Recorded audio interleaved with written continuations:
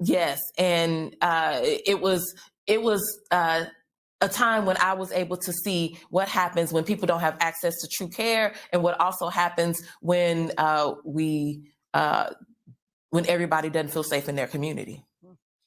Well, your story is a truly remarkable one. You became the first African-American woman to represent Missouri in Congress, and you've written about it in this incredibly brave book, The Forerunner, a story of pain and perseverance in America.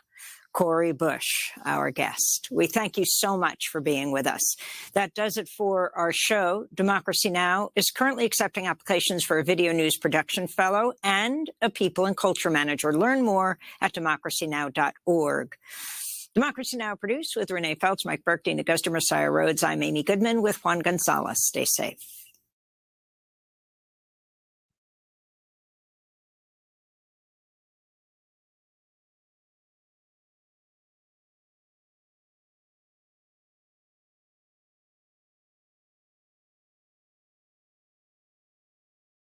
You're listening to 91.3 FM WBNY Buffalo, Buffalo's original alternative since 1982, brought to you by the Buffalo State College Student Activity Buffalo. The views expressed on the following program are not necessarily those of 91.3 FM WBNY, the United Students Government at Buffalo State, or Buffalo State itself. Due to the opinionated nature of these programs, listener discretion is highly advised. If you have any questions or comments about today's program, you can give us a call at 716-878-5104.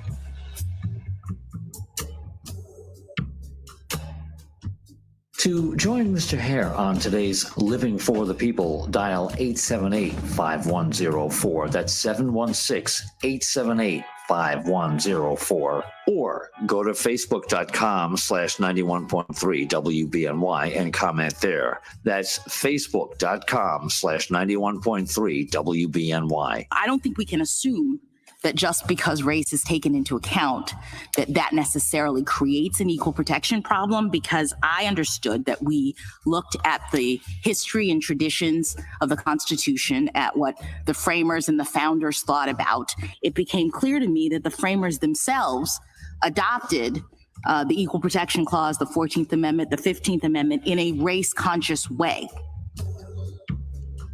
It's important for us to understand the context of what Justice Ketanji Jackson Brown is saying. She's trying to help us to understand as a nation that this race orientation that exists in this country, it's fundamental. It infects almost everything that gets done in this country. It doesn't mean that every law or every protocol that's written in the country says, you dark-skinned person over there, you're not good enough, you can't have access, to this privilege or this right or this immunity. That's not what it means. It means that the people who are framing these laws, these rules, these regulations, in their own minds, they see these rules and regulations for them, and they see the rules and regulations in opposition to you, that you're actually excluded in terms of who is supposed to be the beneficiary of those rules and regulations and immunities in this country. We're going to talk a little bit about something called the insular law. It's hard to say. Insular law, INSULAR. My mouth, for some reason, doesn't like to say that word, but it's insular. The insular laws that create the U.S. governance over territories like Puerto Rico, the Virgin Islands, American Samoa, Guam, and so on. You've heard me talk about the fact that we've had a presidential candidate and a vice presidential candidate who didn't know that Puerto Rico was a part of the United States. That's right, yeah. Didn't know the Virgin Islands were a part of the United States. But this proceeds out of that same kind of mentality. So I'm going to spend a little bit of time talking with us about that because it helps us to understand what people are talking about when they make the statement that there is systemic racism that goes on in this country, that is preserved in the laws of this country, that can't be corrected unless you teach people not only what has happened in the past that documents this racist orientation of this country, but it also requires that teaching for you to understand why those laws need to be changed and taken off the books. To give you the most simple, let me introduce the program first. Okay. Then I want to give you a very simple, straightforward example of what I'm talking about. But this is L. Nathan Hare. Welcome to our broadcast, focused on providing insight into events shaping our national and regional world and the facts behind those events and policies that are shaping our world for today and for tomorrow. Join us weekly on Mondays, Wednesdays, and Fridays from 9 a.m. to 10 a.m. following Amy Goodman's Democracy Now! Program. And of course, our program is live, so you can call and you can join our discussion. We really hope that you will. You know we love it. Our number here again is 716-878-5104. That's 716-878-5104. We've also been permitted. I've been permitted to have a pass now. He's got a pass. The 21st century. I got a green card, and but they didn't give me any training. So, all this learning how to use the internet and internet streaming and all that's all new for me. So we have somebody who does that for us. We have Willie H here who does the live streaming of the program. Welcome everybody to Living for the People with L. Nathan here. We're coming live to you guys from Twitter, from LinkedIn, YouTube, and of course WBNY Facebook, as far as and the radio station. So call in live, y'all. 716-878-5104. There you go. And if you're watching on Facebook or some other video stream, right, you can type in your questions, your concerns, or your observations. We'll respond to as many as we can while we're on the air. I want to give a shout out to James Braun, who's the producer of our program. And, we're hoping we'll have him back on the team pretty soon. So we're up to speed. We're like the Buffalo Bills. They had Ed Oliver was down and Tre'Davious White was down. And we got a man down. So we got a man down. And so we're holding it up, but we're still waiting for our man to get back in the saddle and whatnot, right? So a shout out to him. And so let me talk a little bit. But before I even do that, let me just remind you again that the disaster that occurred as a result of Hurricane Ian has not gone away. The winds have gone away. The water has receded for the most part from where it went. But the destruction that was caused by that hurricane has not disappeared. And so, as with everything, there are consequences to actions, and that natural disaster was an action that has consequences. There are streets that are submerged, there are bridges that are down, there are houses that have been washed away, and we need to provide help as a community. We need to provide help in terms of our money. We need to provide help in terms of our labor, our willingness to put labor on the table to help move trees out of the way and to get sludge, at least scraped up and pushed someplace where it can be disposed of. So again, I want to say one place that you can offer support for this effort is by contacting the Red Cross and other self-help organizations through an online self-help response team. It's called the ianresponse.org website. It's Ian is IAN, response is RESPONSE,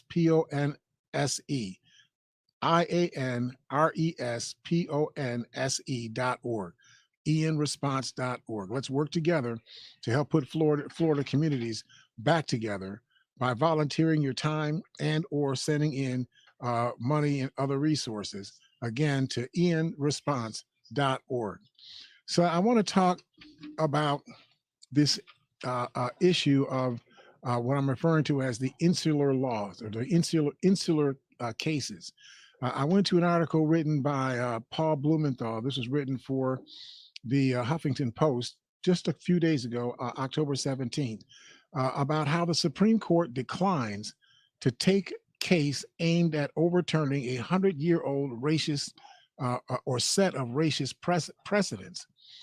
And I'm speaking about this because the Supreme Court that we have right now is moving in the direction that many of us were concerned would occur as these conservatives got placed on the court.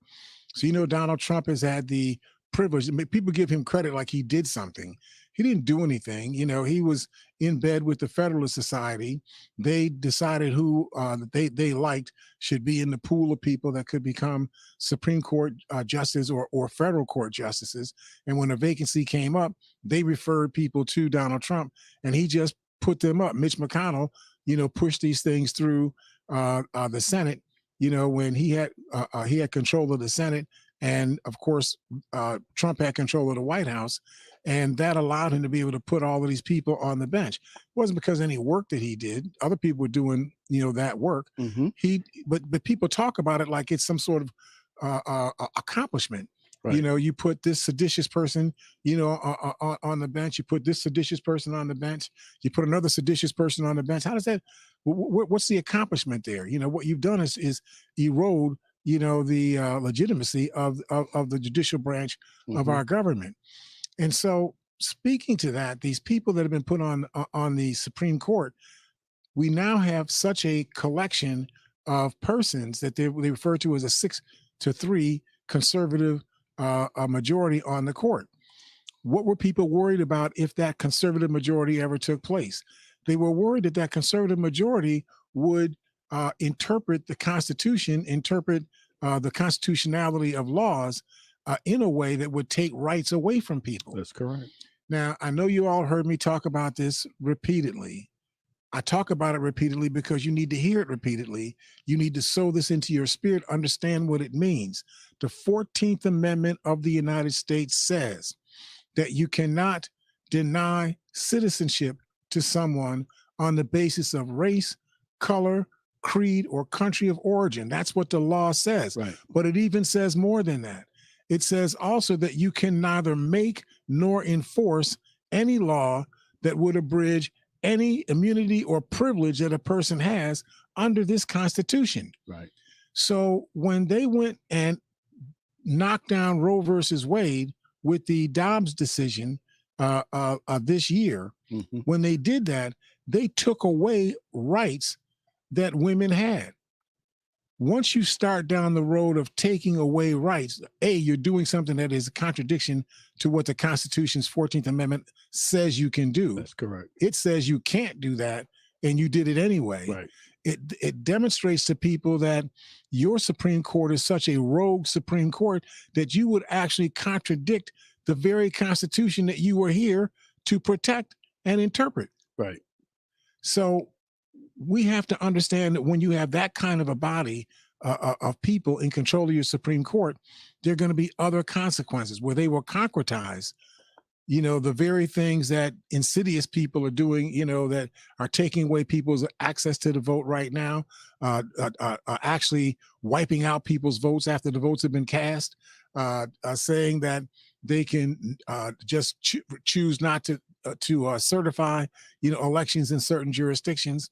All that stuff is going on and is going to be concretized by the decisions of this Supreme Court. They've already shown their attitude towards doing this.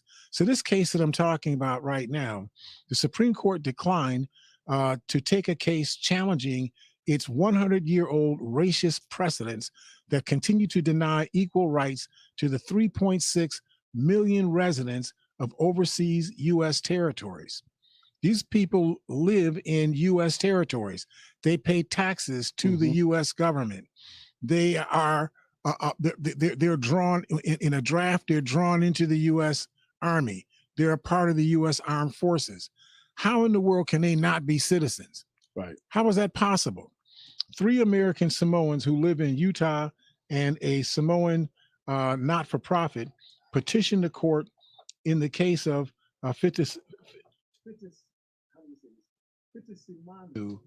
versus the United States to overturn the insular cases, the court's early 20th century precedents that enabled the country's colonial expansion by allowing it to absorb overseas territories populated by non-white peoples while denying them equal rights or a path to statehood. It's a punch in the gut. John Fitzsimanu has said, it's a punch in the gut to leave in practice a ruling that says that I am not equal to other Americans simply because I was born in a U.S. territory as opposed to being born in a U.S. state. even though I'm a part of everything else that's that's the United States. I'm born in the United States, on U.S. soil, right? I have a U.S. passport. I pay taxes like everyone else. And because of this discriminatory federal law, I am not recognized as a U.S. citizen. Now, I didn't realize that this still took place. I knew that we had laws in this country where they said that Japanese people, were suspected of being anti-American because they were Japanese, and Chinese people, the Chinese Exclusion Act, they weren't allowed to have access to citizenship. These was laws that they put Laws. These are laws. These are American laws, that bound all Americans, and all Americans basically, I don't want to say enjoyed the fruits of these laws, but all Americans seem to have accepted that that's the premise on which these laws, were based. The Insular cases denied people like Fitzsimonu equal rights as citizens. It was explicitly founded on racist premises. The cases occurred from 1901 to 1922 when these laws were actually passed. They claimed that the people of the overseas territories that the United States conquered in the Spanish-American War, I'm going to get to that in just a second, in the Spanish-American War, that those people came from savage tribes. I'm not making this up. This is written in the law. They came from savage tribes and alien and uncivilized races who were absolutely unfit to receive the rights provided by the Constitution. Wow. The court invented a new class of something called an unincorporated territory, and that's what they called Guam and the U.S. Virgin Islands, Puerto Rico, and so on. They were called unincorporated territories, and therefore had no rights. So basically, let's treat them like animals. We don't want to exactly. We don't want to put them up to our standards. They're animals. They're just so dark, that they couldn't get rights. So, for example, unlike other territorial inhabitants, American Samoans are not officially U.S. citizens, but what they refer to as American nationals. So you're not a U.S. citizen, although you have a U.S. passport, right? And you can travel around the United States, but you're called an American national, not an American citizen. This means that even if you move to a state or the District of Columbia, that you would still be denied the right to vote. This was one of the chief complaints made by Fitzsimonu and other plaintiffs in this case. Mr. Hare, does that mean, because I think The Rock is a Samoan. That means that The Rock, who you all have on television, you guys all love, Americans love him. Movies all over the place and whatnot. He's just your most loved person. Yeah, is not an American citizen. Wow. Now he may have. I'm saying, wow, he structurally is not. He may have sometime during the course of his adulthood applied for U.S. citizenship and have been granted it. But even that means if you're being granted U.S. citizen and you live on U.S. territories, you're being treated by your government as if you're a foreigner. Right. The very definition of being born in Samoa made you a foreigner in a country that is U.S. territory. How can you be a foreigner in the country that you were born in? Unbelievable. Right. Unbelievable. So Fitzsimonu challenged the constitutionality of the Insular cases by arguing that the 14th Amendment's citizenship clause grants U.S. citizenship to all people born or naturalized in the United States. If you're born or naturalized in the United States, you are a U.S. citizen. Right. All the things that U.S. citizens get, you get. You should have that privilege. It's the same issue that I had. I know that you all thinking I'm a bit of a radical. It's not that I'm just radical. I just try to think logically. We fought this civil rights struggle for all these years from 1865 to the passing of the Civil Rights Act of 1964. I get all of that. But what were you fighting for? You were fighting for civil rights. What are civil rights? Civil rights are citizen rights. Everything that a citizen has a right to, you had a right to because you're a citizen. The civil rights movement was about you being denied the ability to exercise your rights as a citizen. It was not about you being given any new rights. There are no new rights, okay? There's just citizen rights. period. Right. There are no other rights. You know, you don't get Dutch rights, you know, that you apply for through the civil rights, you know, movement. You get just citizen rights. Let's exercise the rights that we have and not be denied. Exactly. Privilege. Exactly. Rights. And so as these territories are both a part of the United States and subject to United States jurisdiction, the residents of the territories ought to be granted full access to that citizenship. But what was the basis for them not being granted full access to that citizenship? It's in this paragraph. It says in these insular cases that were decided between 1901 and 1922, they claim that the people of the overseas territories the United States conquered in the Spanish-American War, that they came from savage tribes and alien and uncivilized races. That was the basis for this determination that these folks could not be citizens of the United States. So for years now, territorial residents have sought to loosen the grip of the insular cases or overturn them entirely through the courts. In each case, the courts have refused to do so. I need for you to understand that the courts have actually affirmed the insular cases, even though these are so explicitly racist laws. The courts have still affirmed these things right up to today. Recently, in the past week, the courts have again reaffirmed these insular cases that were written on the basis that I've just described. In each case, the courts have refused. There was some expectation that the Supreme Court, or what I call the not so Supreme Court, may act differently on Fitzsimonu and after Justice Neil Gorsuch and Justice Sonia Sotomayor declared in the case of Velo Madero versus the United States that they would like to see the insular cases overturned. Neil Gorsuch said that it's past time to acknowledge. Neil Gorsuch is one of the conservatives on the Supreme Court. Wow. And he said it's past time to acknowledge the gravity of this error and admit what we know to be true. The insular cases have no foundation in the Constitution and rest instead on racial stereotypes. They deserve no place in our law, according to Gorsuch, in concurring with the Velo Madero position in that case against the United States. In agreeing with Gorsuch, Sonia Sotomayor said that the insular cases were both odious and wrong. But in order for you to get the case before the Supreme Court, to get a final ruling from the Supreme Court, the case has to be accepted by the court.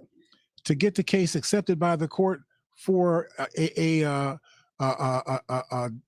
determination, you have to get at least 4 of the Supreme Court justices to vote to accept the case. Right. They've not been able to get 4 Supreme Court justices to accept this case of overturning these insular cases that are coming before the federal courts. Mm-hmm. Even though you had, I think it was the 10th Circuit Court, the judge, it was a 3-judge panel on the 10th Circuit Court. That court actually affirmed overturning the insular cases. But the courts above that, the federal appeals court above them, said, no, we like this nice, racist determination about whether or not you're a citizen. Okay. So Melissa Quinn, writing in an article called "The Supreme Court Turns Away Case Involving Birthright Citizenship for American Nationals." This was in CBS News, again on October 17th. The trial court sided with the 3 American Samoa natives, but the U.S. Court of Appeals for the 10th Circuit Court upheld the statute. Lawyers for the 3 trial court judges said that the Denver-based appeals court relied on the controversial insular cases, which were a series of decisions issued in the wake of the Spanish-American War that denied all constitutional protections to the unincorporated territories. Now, for those of you that didn't really pay a lot of attention, in the history classes that you were supposed to be studying when you were in grammar school, in your first 2 years of high school, the Spanish-American War took place at the end of the 19th century, in that 1895, 1896 period. Now, who was at war in the Spanish-American War? Let's see if we can figure this out. It's called the Spanish-American War. So who was at war? Mexicans, Spanish And Indians. okay, see, this is the reason why we have all of this. That's why this goes on, right? So the name of the war is the Spanish-American War, yet we keep looking in our head for other people to talk about that they were the ones involved in the war. No, it's called the Spanish-American War because it was a war between Spain and the United States. Okay. But who was here though during that time? Well, now obviously you have Spanish people that were conquering, these territories, right? And you had the people that lived in these territories, the indigenous population. What was the people that you would call Native Americans. Right. So the Samoans would be Native Americans native to Samoa. Samoans. Right. Okay. And the people that live in Guam are Native Americans, from Guam. Right. I wasn't thinking Samoans when I was thinking Indians. So the point I'm trying to make here is that the war was between Spain and the United States. Right. The indigenous populations that lived in those territories, they were not the ones at war with the United States. They had nothing to do with the war in the United States. They didn't say, let's go to war. They had no stake in it. I mean, it was a war between one set of people that wanted to conquer you and manipulate you and use you versus another set of people that wanted to conquer you and use you and manipulate you. They didn't have anything to gain, out of this, at all. Yet we talk about this as if the indigenous population of Samoa was somehow a dangerous population to the United States. That they were like some sort of latent insurrectionists, to the United States. And that's just patently untrue, right? So the cases that date back again to 1901 involve Congress's authority to govern U.S. territories, and the decisions were replete with racist language. In one concurring opinion from 1901, for example, Justice Edward Douglas White, a Supreme Court justice, wrote that the United States could acquire an island peopled with an uncivilized race and warned against automatically granting citizenship to those unfit to receive that citizenship. This is consistently being said by the leaders of the United States, the judicial rulers of the United States, the court rulers of the United States, the legislatures of the United States. Constantly, over and over and over again, they justify their actions on the basis of somebody, being dark, somebody coming from a place they claim to be uncivilized, somebody being an alien, somebody being unfit for citizenship. They base their laws on, we are the privileged, we the one with the rights, and everybody else is substandard. And if we've learned nothing else of our experience in the Americas, we've learned that the people who have ruled America look at superficial characteristics and they make fundamental decisions about, whether or not you are a human being based on superficial characteristics. You got a bald head. I don't know anybody with a bald head who's a good guy. So you got to be a bad person, right? It's that sort of stuff that the United States population makes decisions on. Well, that goes on today, how we dress, what kind of hairstyle, although it's slowly decreasing, but that's how. But it's slowly decreasing, but it takes you to this fundamental reality. Who are you to judge my hairstyle? Right. If my hairstyle is not putting, litter on your desk, it's not falling on your face, it's not causing you disease or harm in any kind of way. It's just my hairstyle. I think these people walk around with purple hair and, yellow, orange hair. And I think that looks completely nutty to me. I'm an older guy. I didn't grow up with anybody, who dressed like that. I never understood it when it started to come about. I see people with palm trees on their fingernails and so on.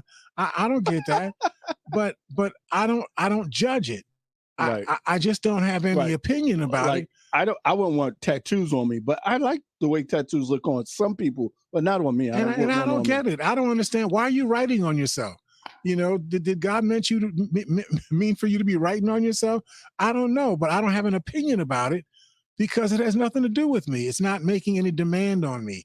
It's not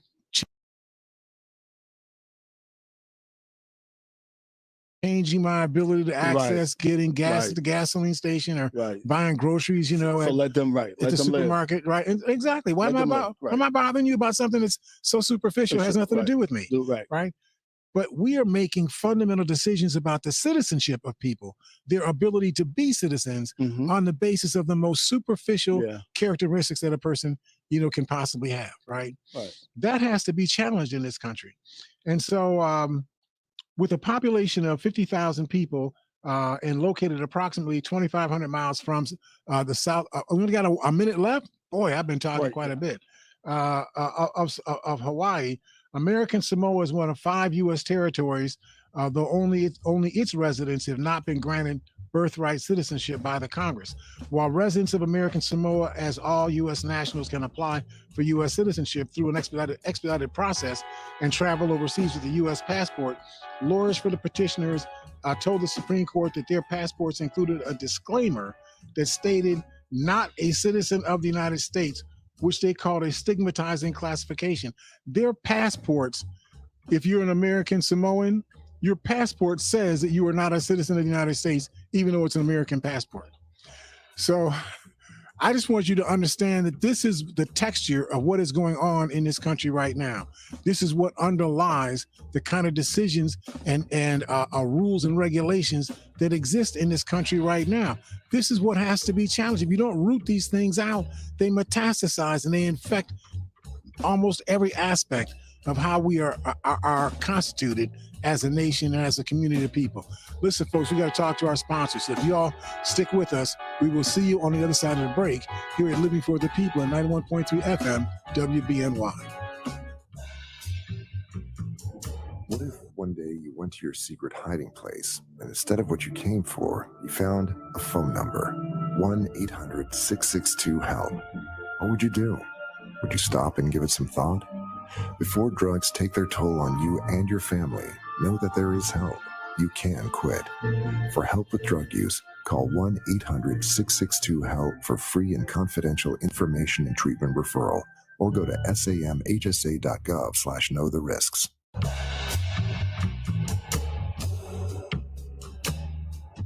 To join Mr. Hare on today's Living for the People, dial 878-5104. That's 716-878-5104. Or go to facebook.com/91.3 WBNY and comment there. That's facebook.com/91.3 WBNY. There are right now inside Russia, there are Iranian advisors showing the Russians how to use these systems, and they're not going after military targets. These are purely threats against the population centers. And what they do need, air defense systems like what we call the NASAMS, the National Advanced Surface to Air Missile System, a small system. It's a great system. I don't know why we're not providing that system to them. We should. And that's the system that would really be effective against drones. Topic to help us to understand. Number one, it's always a mistake for you to sell what we call wolf tickets. You know what a wolf ticket is? You know, the wolf is over there, you know, on the top of the hill, you know, wolfing out, you know, growling and carrying on, like the wolf has game, right? You got a shotgun. The wolf really doesn't have game, but he's talking like he's got game, right? And we have to be careful what we allow ourselves to get herded into. Sometimes, I think it's pretty clear for all of us, or most of us in the United States, that the Russians attacking the Ukraine was a specious, vile action on their part, and the Russians should not receive anything other than condemnation and loss of standing among the community of nations of the world. Why would you want a predatory nation, you know, to be considered? Why aren't even on the Security Council? How can you be secure with something like that, you know, as a part of your decision-making authority? So we need to understand that, but we need to be careful how we respond, because every action has a equal and opposite reaction, and you can create a cycle that ends up with you going from supporting a nation like Ukraine who's being victimized by Russia. You could be herded into a situation where you end up in a war between the United States, NATO, and Russia's allies, right? So we have to be careful how we figure out what our policy positions and our directions ought to be. So I went to an article written by Andrea Vacciano. This was written for Fox News. It's not like this is a progressive, source of this information. But it talks about Russian missiles continuing to hit Ukraine's power and water facilities. Because the Russians are having so little success on their ground war, they're actually losing the ground war against Ukraine.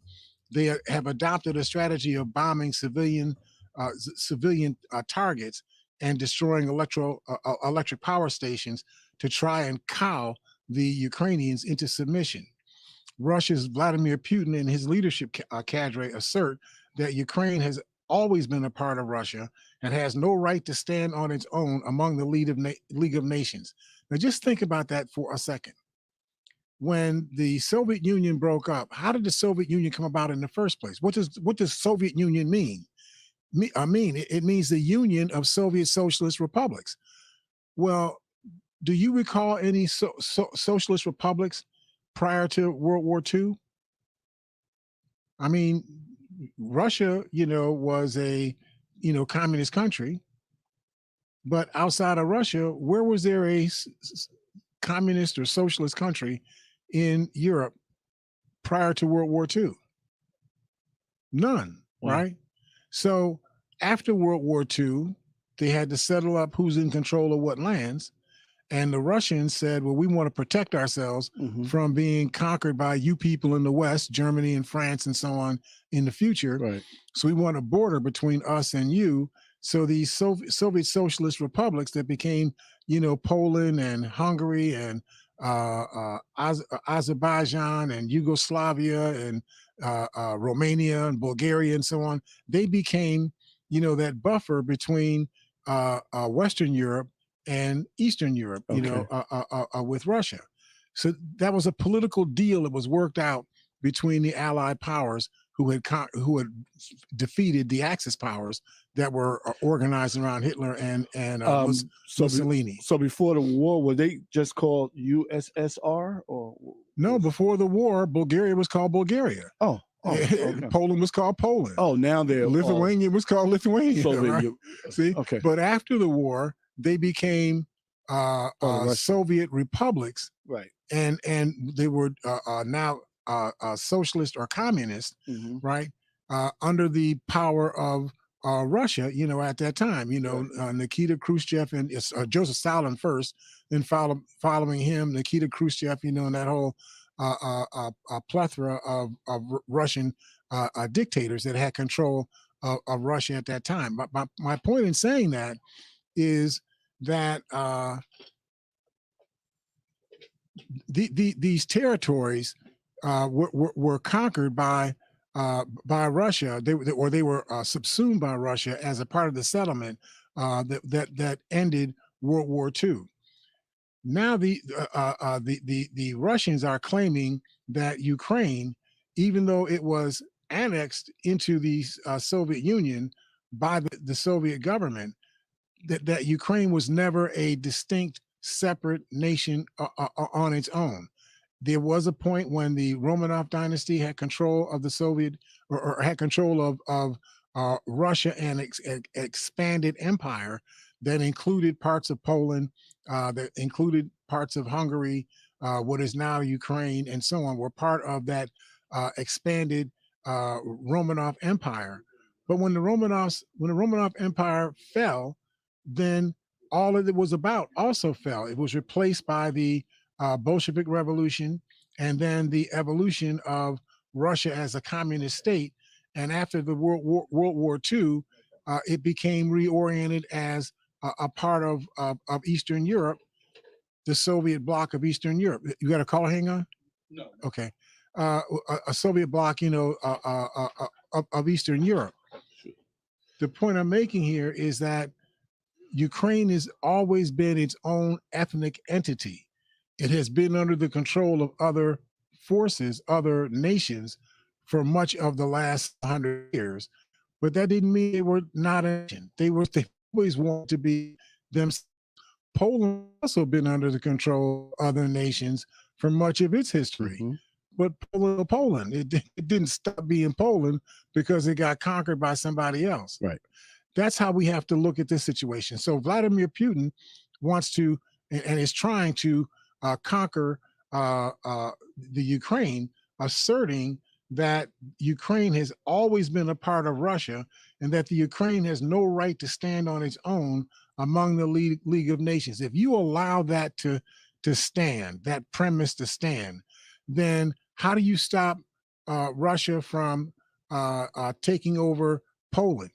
How do you stop Russia from taking over Hungary, taking over Lithuania, Right. taking over Bulgaria, Romania? How do you stop that from occurring? That's correct. All of them were a part of the Soviet Union, just 60 years ago, 70 years ago. So how can you prevent that from occurring, in the future if you let this go on right now? Right. So that's the issue. That's why we have to be supportive of Ukraine. The Ukrainians have never attacked Russia. Right. This is what's most important. Ukraine has maintained a cordial and generally friendly relationship with Russia, especially with the Russians who share a border with Ukraine. Their relationship was much like the relationship between New York State and Ontario, Canada. For those of us that live in New York State, we're a border state to Canada. We drive back and forth across the border all the time. Mm-hmm. It's hard to even know that you're in Canada. The people speak the same, they look the same, they walk the same, they dress the same, they have the same cars, they eat the same food. Yeah. It essentially is the same, right? But you would never consider, I don't know a single person in New York State who's considering, man, I think we ought to take Ontario, and make Ontario part of the United States. There's not a single person in nobody even thinks nobody like up here that. thinks like that, Nobody, right? No. I mean, we enjoy the relationship that we have, right? It can't get any better, than the relationship is, right? And so the Russians invaded Ukraine and took the Crimean Peninsula away from Ukraine, and now they've annexed another 15% of Ukraine's remaining territory. Russia has been using what are called kamikaze missiles to attack apartment buildings, electric power stations, sewage treatment plants, infrastructure, and other targets, and to make Ukraine's life during the upcoming winter season as brutal on the Ukrainians as they possibly can. So, Mr. Hill, so that means there's still a lot of Ukrainians in Ukraine. Mhm. Do you know an estimate number of how many Ukrainians? I know there are people fighting. Well, Ukraine has a population somewhere between, I think around 40 million, like 35 to 40 million people. Okay.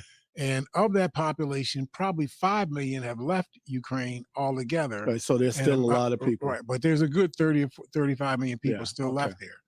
And they're in a bad situation because winter is coming. Right. And so the Russians, just to show you how caustic the Russians are, they're attacking the very things that the citizens need in order to live. You need electricity to power your lights and your stoves and your heating plants, and so on. And so they're attacking that stuff and trying to turn the entire population of Ukraine into a condition similar to the population in Haiti. Right. In Haiti, you have such severe, disruption of their infrastructure that probably 40% of the people in Haiti don't even get to eat, on a given day. On a daily basis. On a daily basis and whatnot, right? And that seems to be the future that Russia wants to impose on Ukraine as the price for them not accepting being ruled by Russia. I think his name is, or her name is Chanel Zagan, wrote an article in the Telegraph titled "The Russian-Ukraine War: Stop Shooting Down." They're instructing people to stop shooting down drones. The Ukrainian people are very feisty people. Mm-hmm. So when these drones are being flown in that are actually manufactured by Iran, Iran's actually giving. You didn't know that Iran was such a strong nation that they're the ones giving military equipment to the Russians. We always think of the Russians being as parallel with the United States and China in terms of military power and whatnot. But the Russians are getting their a good chunk of their military hardware from Iran. Hold up.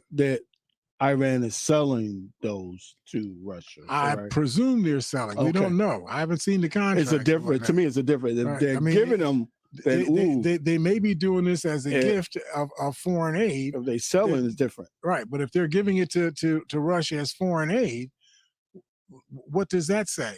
Right. That means that Russia must be in a weak position, as a nation. And it means Iran is in a stronger position than we perceive them to be as a nation. Right. I mean, this is really important considerations. Okay, I got you. That need to be looked at Right. here.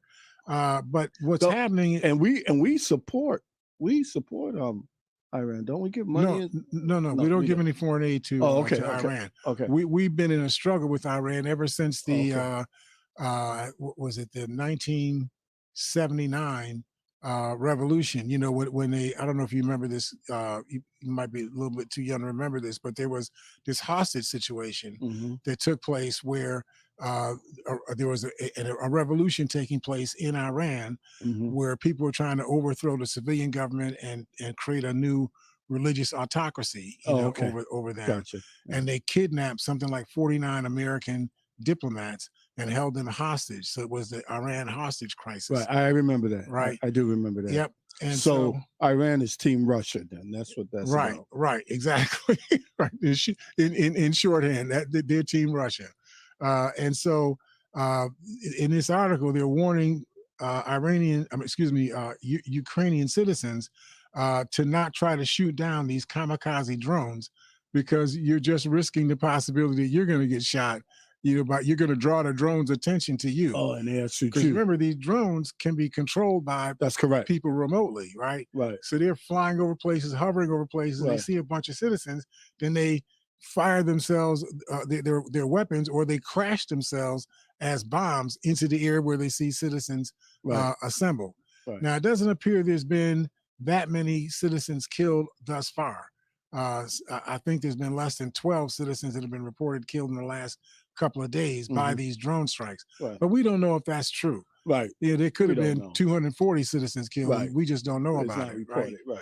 Right. It came, at least 6 people were killed in Kiev and the northeastern city rather of Sumy during Russia's heaviest aerial bombardment of Ukraine's cities and their infrastructures. But that's since the start of the war, not since this kamikaze drones started taking place. Western officials voiced alarm at the attacks, which they described as an escalation of the war. These kamikaze drones that we're seeing in Ukraine apparently now as an escalation. So why is this important?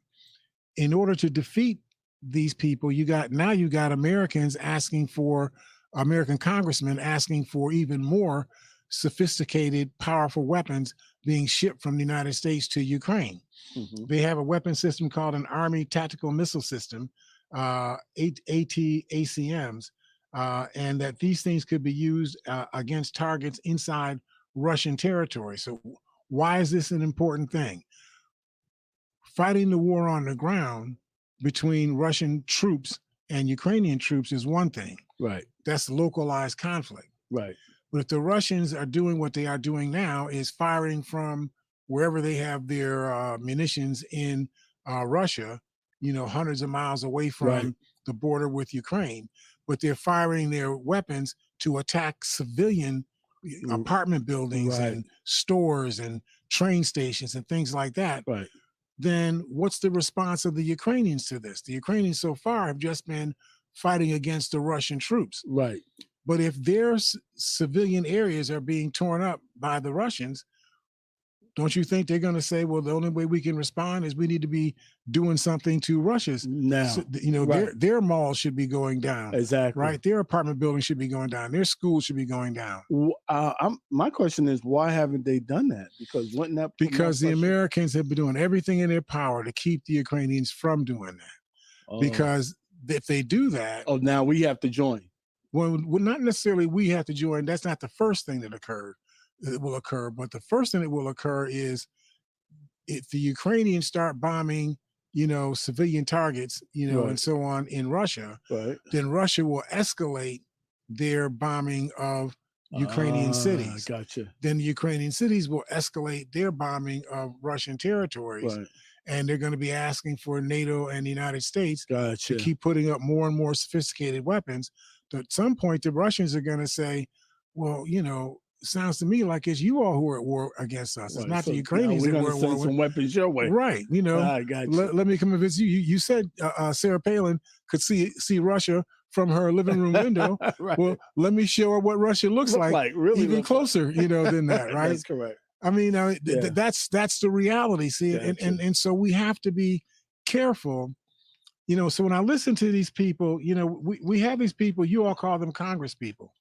You know, you think that they're probably citizens of the United States. I'm not sure they are, but you know, they kind of look like Congress people, and they're saying things like, "Well, I think the United States ought to be giving, you know, these AT, what do you call these things? These ATACMs. I need to read this description of what these ATMs are. They're called Army Tactical Missile Systems. Army Tactical Missile Systems. I guess I'm going to get that memorized pretty soon.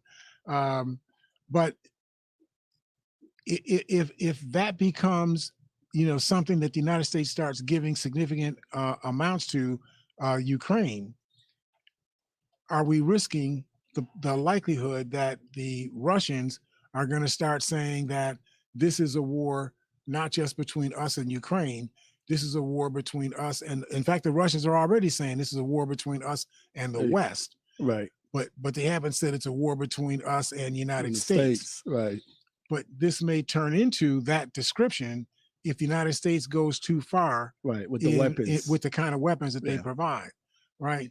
So a number of lawmakers from both parties, Democrats and Republicans, support Ukraine's request for these ATM, you know, these attack, whatever they call. I don't know why this acronym doesn't work in my head, but they're referred to as these Army Tactical Missile Systems. They say they're Army Tactical Missile Systems, but the acronym says ATACMs. Those aren't the same letters, right? But that's another issue. We'll talk about that another time. The point that I wanted to make is that the lawmakers are asking for support for Ukraine's request for missiles that have a range of up to 300 kilometers, which would be like roughly 180, 185 miles. But the Biden administration said last month that Ukraine doesn't need the long-range ATACMs, saying that other short-range rockets and missiles have proved effective against Russian forces. So when they say that, what they're saying is that when these drones are flying in, drones don't fly that fast. They're not flying at 600 miles an hour and whatnot. They may be flying at, you know, 75, 150 miles an hour. Right. So because of that, there are things that could probably be shot down with, if you have that kind of artillery, those machine guns that fire like a million bullets at a time and whatnot. Right. You can probably knock down a lot of these things. By machine guns. But you're not going to knock down all of them. You know, some of them are going to get through just because of the number. I was seeing them on television last night. You could actually see from videos being taken by citizens in Ukraine, they're showing these kamikaze drones flying into their cities. So you saw what, about 50 of them? Well, I didn't know how many there were, but at one time I'd see like maybe 6 or 7 of them at a time that were coming in, and they look like fireballs, you know, coming in over these cities and then dropping down and hitting targets and fire splashing up, you know, all around them. So they're designed to cause chaos, you know, and destruction, but not crippling, you know, kind of things. They're not that kind of a weapon. They're not like devastating. Right. They don't knock buildings down, but they do set roofs on fire. You know, they set stores on fire and things like that. So on Tuesday, Joe Biden said that he was not going to send Ukraine rocket systems that would allow them to strike into the heart of Russia, although he did not rule that out right now. That's not where he's willing to go at this point. He said it's not on the table at this time. But the official said the dynamics of the battlefield can change as the needs of the Ukrainians evolve. The American official said Ukraine was able to hit Russian targets with the weapons that it already has, with ranges of less than 100 miles, and added that there really isn't much of a pressing need to be firing at a greater distance. Now, I heard them say that, but the eyes are a funny thing. The eyes actually show you with the eye that what you see is what you see. Mm-hmm. If you see in the course of 40 or 50 seconds, 6, 7, 8 of these kamikaze drones every 5 or 6 minutes, bombing down, on a Ukrainian city, Mm-hmm. then obviously they're not being knocked down by the short range, weaponry that the United States has. They're getting through, right? So the only way you're going to be able to defeat them is you need weapons that fire more bullets at one time, higher velocity, taking these things out, or you have to hit where the weapons are being fired from. So if the weapons are being fired from a base in Russia, deep into Russia, you'd have to attack that base to end that threat. Right. But if you attack that base, then the Russians would say, "Oh, so this is the United States attacking Russia." That's the issue that's in front of us, right? And so, as evidenced by their recent progress, the Ukrainians continue to employ the capabilities provided to them by the United States and the international community to great effect on the battlefield. But the official said that the United States remains committed to supporting the Ukrainians in their fight to defend their nation. However, the administration has remained opposed to supplying fighter jets to Kiev, saying that other weapons would be more effective, and mainly because when you start providing them with fighter jets, now you're providing them with the ability to fly 1,000, 2,000 miles into Russia, and the Russians were going to have a response to that, right? And so this is going to escalate. Throughout the conflict, the United States or the White House has tried to strike a balance between showing resolve towards Russia without provoking a response that could draw the United States into the war on the side of the Ukraine. So Ukraine has so far chosen not to strike targets in the Russian territory. They've only struck targets on the border, where the front actually is. How do you say it? With the powerful military, let me not go into that. Jason Crow, who's a representative from Colorado, he says he praises the Biden administration for the support it has given to Ukraine, but he said he had been urging officials to provide the ATACM missiles, as well as other long-range armed drones, and even military advisors he wanted to have stationed in Ukraine. Now, see, these are people that have not carried the burden of war themselves. Jason Crow is talking stuff because he's just talking tough to his constituency, right? But he's not the one who's going to pay the price for that. Right. Who's going to pay the price for that? If American citizens are being sent over to Ukraine on the ground to be advisors, what's going to happen when an American citizen gets shot by one of these Russians? Right.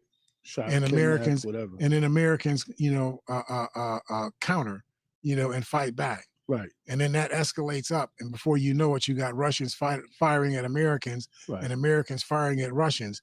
Is Jason Crow, gonna have the policy for that? Right. See, because once that turns around, and now we end up in another war with a more powerful, another big war enemy, right? They'll be the same one saying, see, Joe Biden got us in the war. His policies have failed. He's weak. And that's why the Russians were willing to attack us, because they thought that we were weak. There'll be all of that kind of conversation. So it's important that we not lock ourselves to get sucked in. Crow said that the United States needs to put the Ukrainians in a position to win and not be in a stalemate. That's true. You want the Ukrainians to win, but think about what you're talking about. Think about the size of Ukraine as a country, and think about the size of Russia as a country. Ukraine is not going to conquer Russia. Right. See, when you talk about winning, in order to win, your side has to defeat the other side.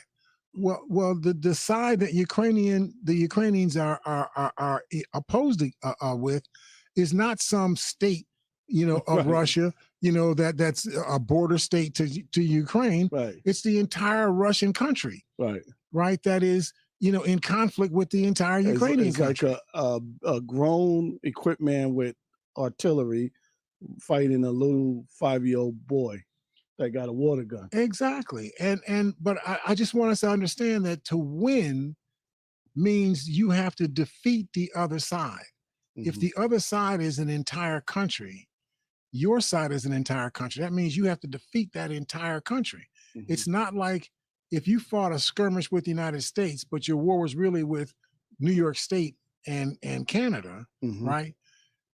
To win would be to defeat New York State, not to defeat the United States as a Right, whole. that's correct. Right?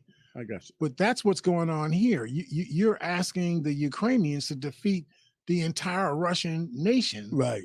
when it's only a small, border country. Right. Right.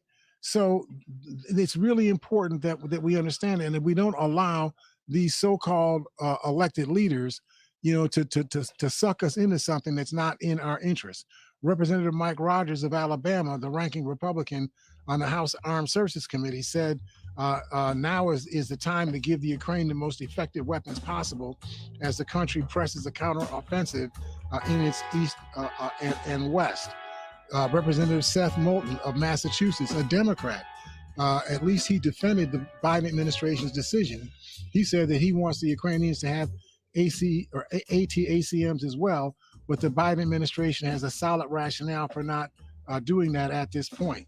So it's important for us to understand this context that we have to do everything we can to help Ukraine to defeat Russia by making this war too expensive for Russia to continue to fight. You want to get the Russians to just stop because it's not worth it to them, Right. to continue to press this fight against Ukraine. You don't want this to be a deal where you have to defeat all of Russia, topple their government, and conquer Russia in order to end this threat to Ukraine, because that means Russia's going to have to go all out. It puts nuclear, weapons in play. I mean, it creates a lot of Right. possibilities that we really don't want. So listen, I just wanted to give you all out of that context. I think it's important for us to consider these issues as we're thinking about what's going on in our world today. We look forward to talking to you all on Friday here at Living for the People at 91.3 FM WBNY. We will see you all then.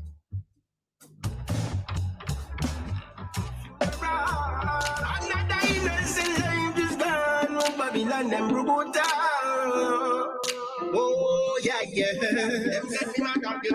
Man, I question justice. No, I equal rights and justice. I know the same thing when she attacks. So no matter with the green or not. No politics, me you no play no part.